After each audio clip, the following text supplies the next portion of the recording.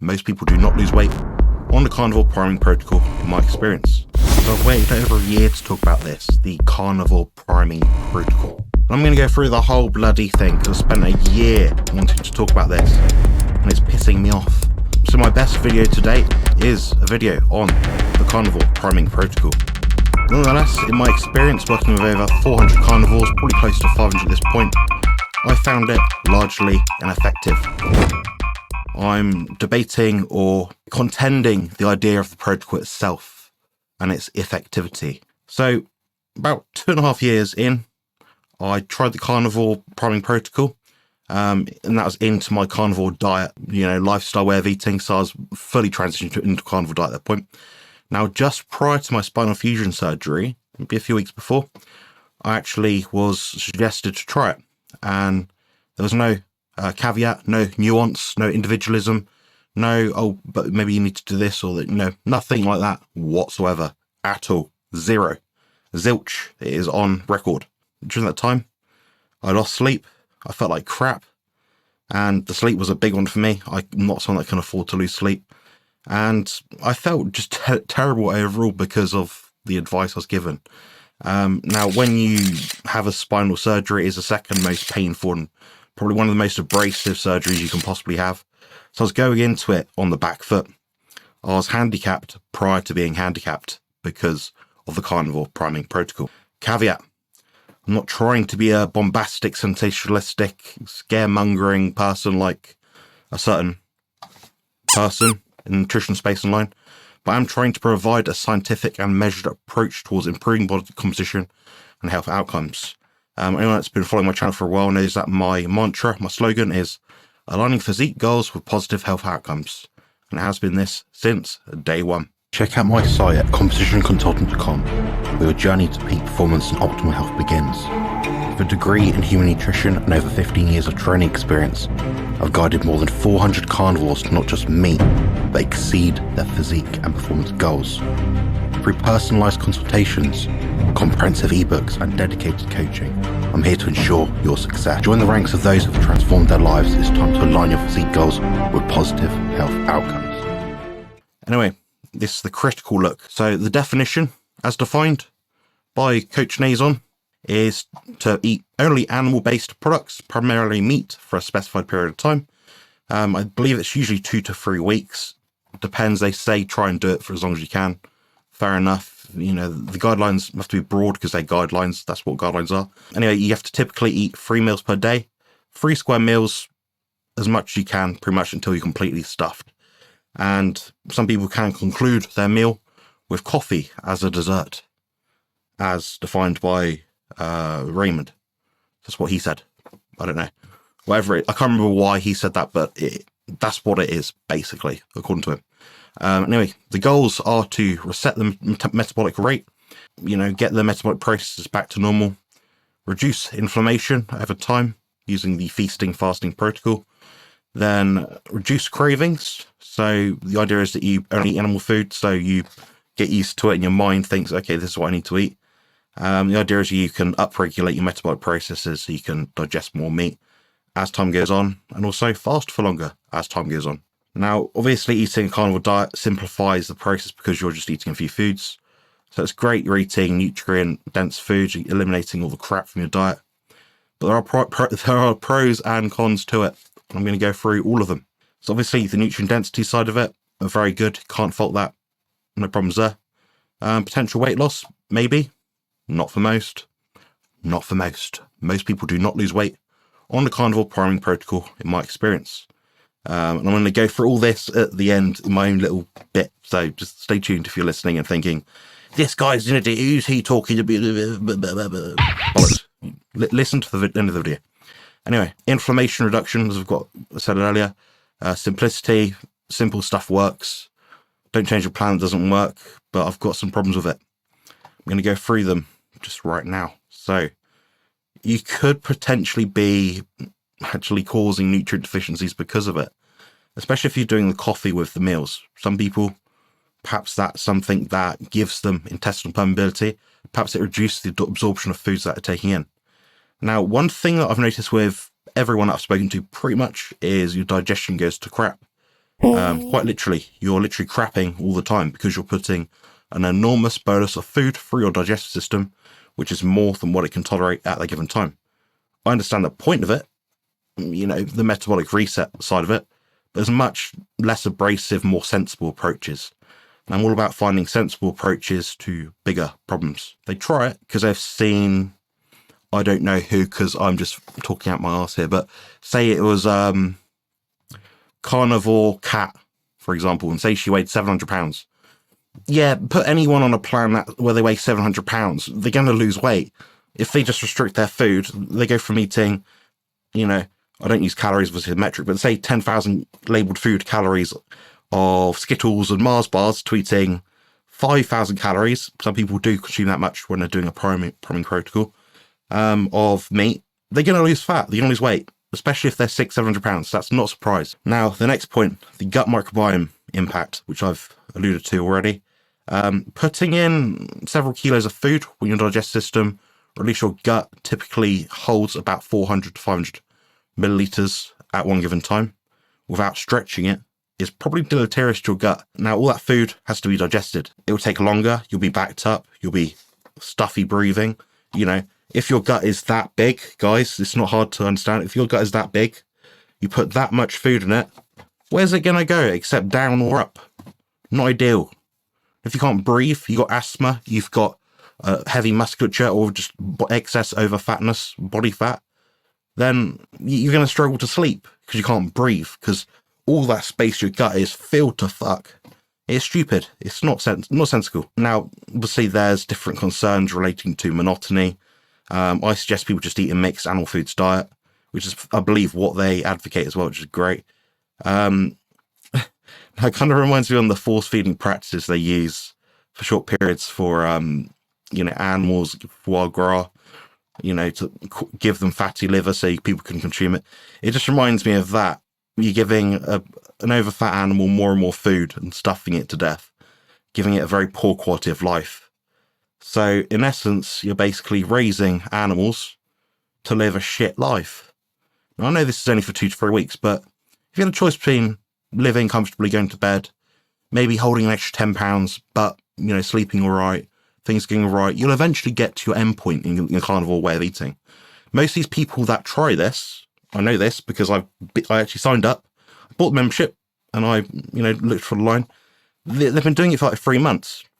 They've gone through every bloody extreme possible, the clients, the spectators of this content, and they're starting it from a point where, I can't really stay in the diet very long. I'm a month in. Well, no wonder you're a month in. I say to most people, it takes about 6 months to really get your cravings intact. Not because, your body is going to take 6 months, but your mind takes a long time. And that's why there's people like Pim Johnson, my friend Nicole, a former Fat Girl Nutrition, Dark Horse Nutrition, I think she's called now, that deal with food addiction, carbohydrate addiction.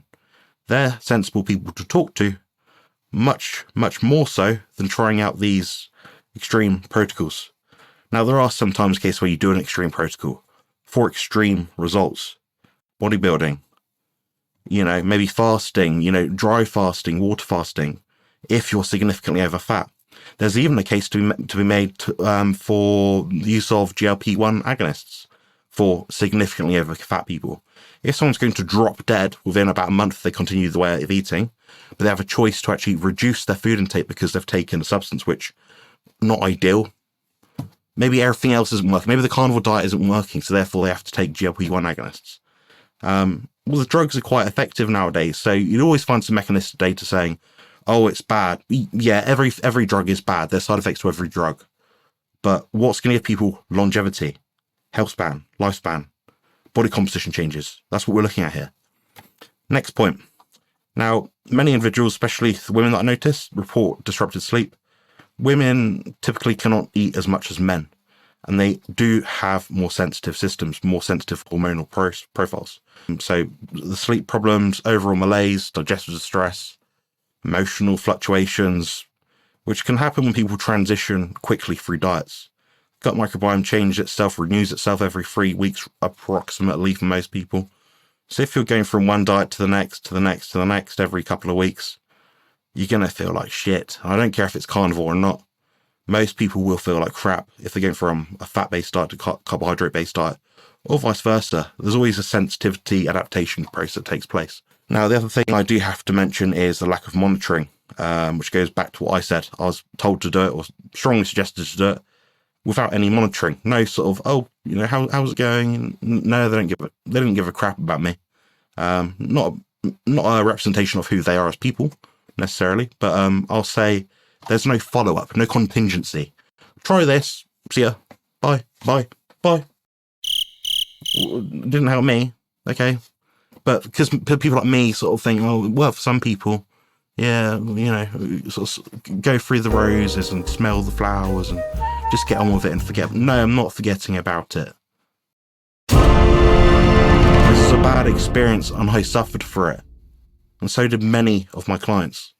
That's why I'm fed up after a year of talking, behind closed doors of people and influencers who have actually been on this program, who have said, not good at all. Now, I think also the success stories are quite underrepresentative. So they're usually extreme cases of people that are significantly over fat who would experience a benefit no matter what they did, because like I said earlier, they're not eating Mars bars. Now, this overshadows the need for broader lifestyle and mental health improvements. So they're thinking diet is everything, and diet is a big proportion of what we do in terms of body composition and health as a nutrition coach online. But it's not everything. Not every consult I have is, increase protein a bit, reduce fat, try this, try that. It's not, mostly it's about just dealing with people. That's what a good coach is. They deal with people. Check out my site at compositionconsultant.com, where your journey to peak performance and optimal health begins. With a degree in human nutrition and over 15 years of training experience, I've guided more than 400 carnivores to not just meet, but exceed their physique and performance goals. Through personalised consultations, comprehensive ebooks and dedicated coaching, I'm here to ensure your success. Join the ranks of those who have transformed their lives. It's time to align your physique goals with positive health outcomes. So also the other side of it is the community influence. So there are some positive psychological effects attributed to a supportive community. So the Steak and Butter Gang, not to point them out, but any group online which says, carnivore, come join my coaching, we'll help you answer questions, whatever. Now, it may influence adherence despite adverse physical reactions because everyone's saying they get results, or everyone that is saying anything is getting results. How often do you guys look for reviews online that says 5-star, 5-star, 5-star? The reality is probably most of them are about 3-star, but the 3-star people don't give a damn enough to worry about losing their money if it's a product, for example, or a service, to say, no, I didn't get what I wanted, but, it's a bit of cash. Never mind, leave the group or just carry on with it and just tootle along and just think I'm in the best place possible to get the results that I need, which may or may not be the case. I can't say. I will say, though, they are generating around $300,000 worth of income per month, apparently, according to several sources that I've heard. I can't mention the sources because that's a conflict of interest for them. It's not something I need to go into, really. But I will say that it's a lot of money. And if these people aren't getting results, relook at things there. Now, obviously, there's a side of it which is, reverting back to previous habits. How is someone going to go from priming for 2 to 3 weeks, stuffing the faces full of carnivore food, animal food, to going to not eating for 2 days straight, if they're used to eating so much every single day? Some people do. It gives some people that, like, oh, I've eaten enough now, I don't want to eat for like 3 days. I know that myself. Sometimes you want to clear your guts out. But many people are food addicts. Most people are probably food addicts. The nutrition system around the world is set up to be that way.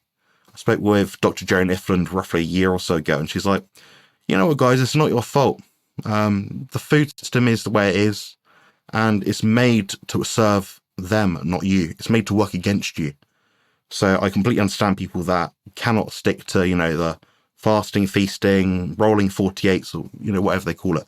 I do understand that. It's hard to do. I probably couldn't do it. I probably wouldn't enjoy doing it either. Not for me, personally. But many people will regain the body fat that they may have lost through this.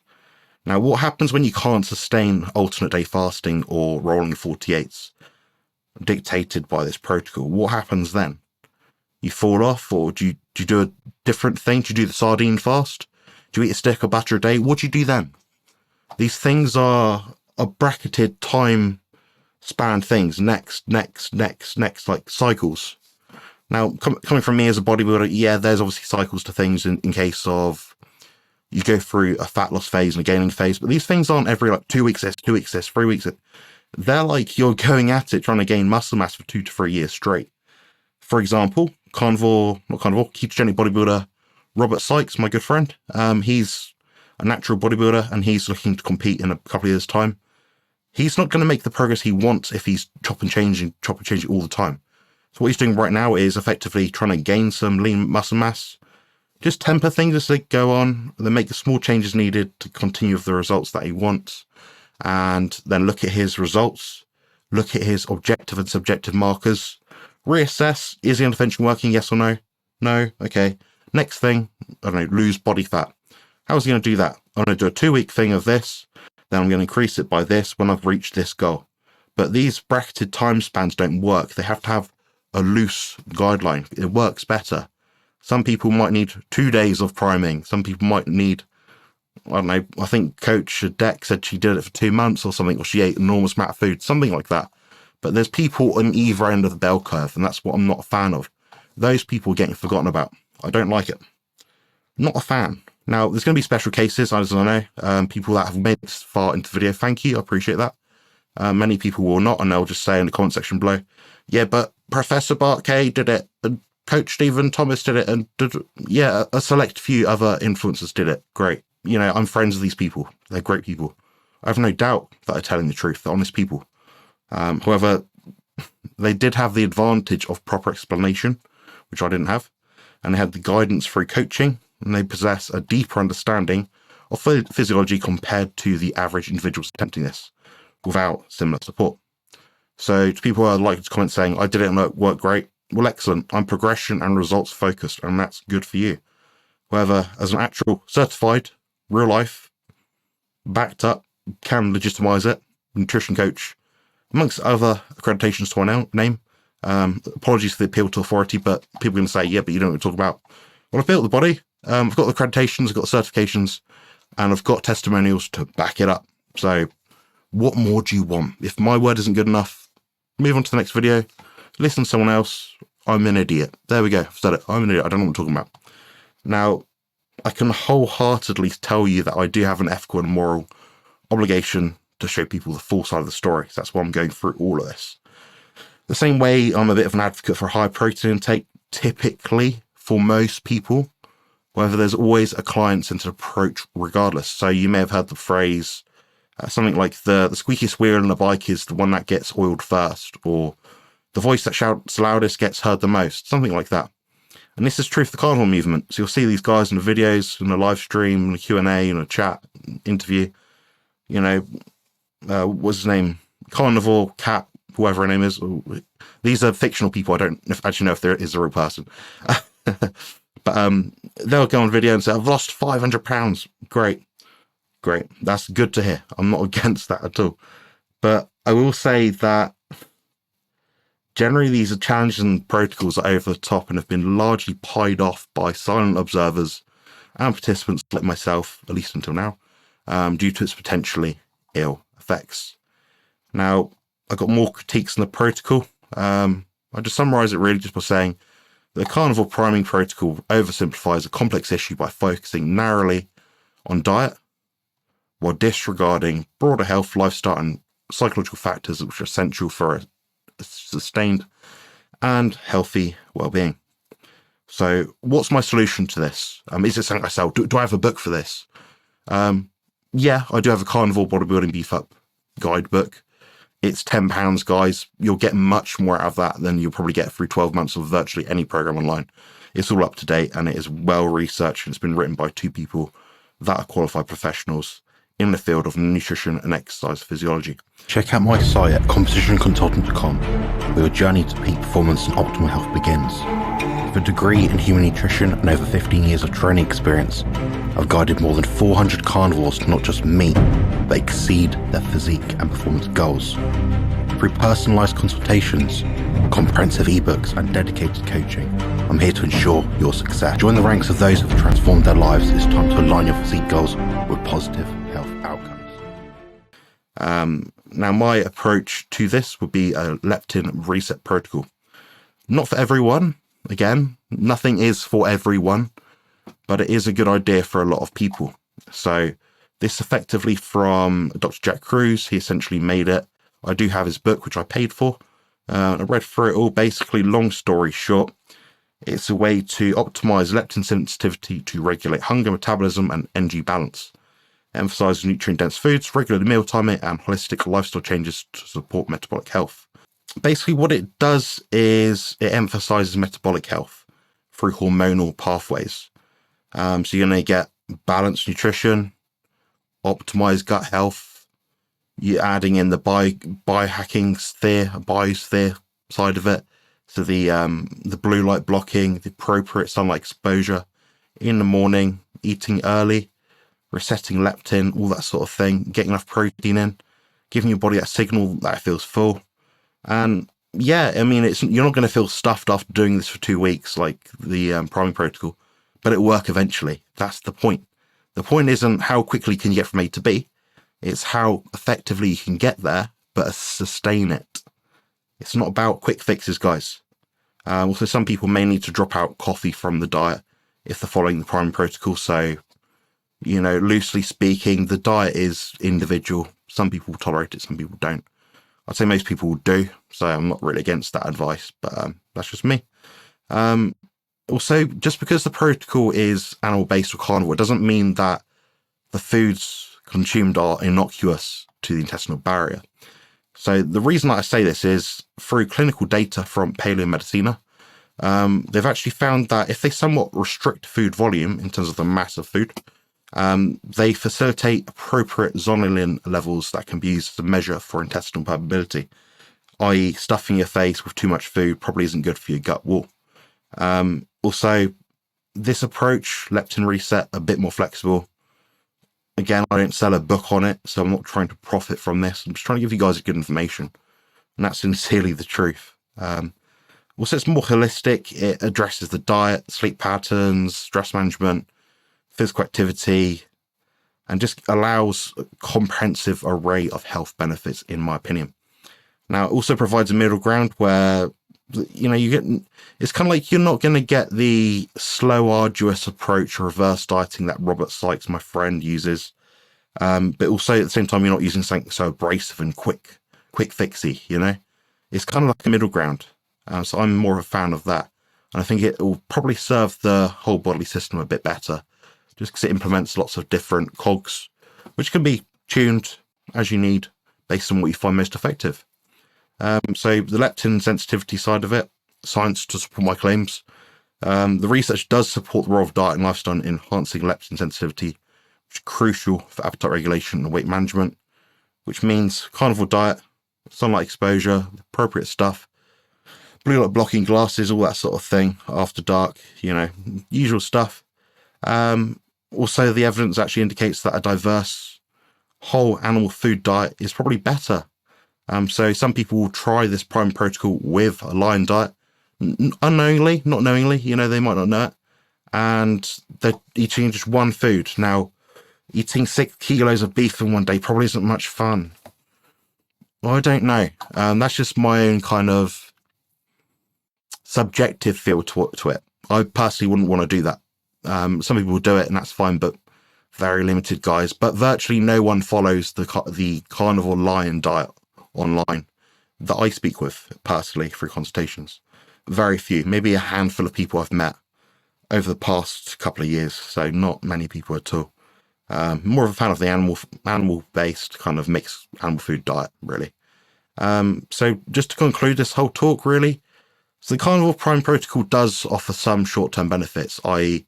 you're not going to want to eat after it, but there's potential for issues in terms of sustainability, long-term health. It misses a lot of the psychological factors involved with just well-being and being able to sustain something, which I think is probably more important for a lot of people on the carnivore diet. Now, hopefully you guys have found that useful. It's 27-minute talk On priming, I've given you the ins, the outs, pretty much everything I can possibly tell you really about the carnivore diet and priming. So if you like this video, leave a like. If not, also comment as well. Let me know how much of an idiot I am and just tell me. I don't know what I'm talking about. I'm bold, mugly, I look 40 years old. I'm goofy. Keep coming out of it. Keep fueling that algorithm. Build muscle and lose fat on the carnivore diet.